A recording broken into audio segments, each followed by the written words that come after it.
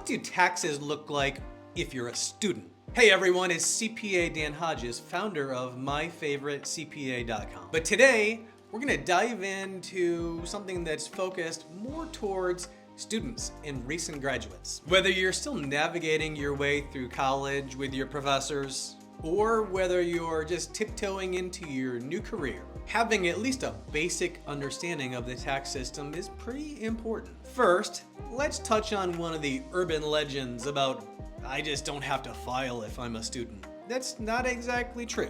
Most Americans should file a tax return. The only exceptions to that might be if your income falls below a certain limit, which is known as the standard deduction. In the year you graduate, it's kind of unlikely that you would fall below that, but it is possible.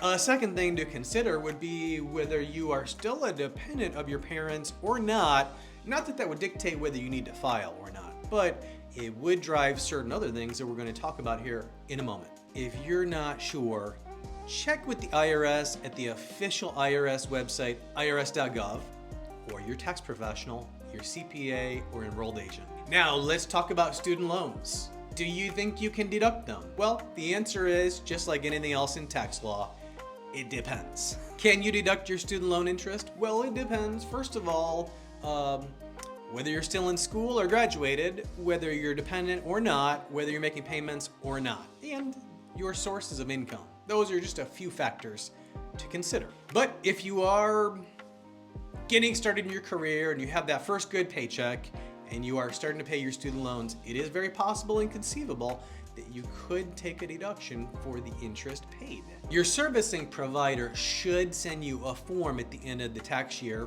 and you can probably log into their website and see the number during the year. The form that we're looking for here is called the 1098E, as in education. Now let's turn our attention to something related, but a little bit different.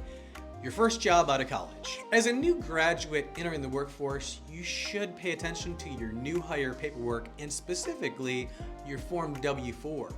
The reason is that will dictate and drive the amount of taxes that are withheld from your paycheck. If you fill it wrong, you could end up paying a ton of money into IRS and you would get it back later in the form of an IRS refund. Also, if you fill it wrong, you could end up significantly underpaying, which means at tax time, you would owe the IRS. And if you like this story, drop your thoughts and comments below. Go ahead and give me a like and a follow and hit the notifications bell to keep yourself updated on tax news and information you can use.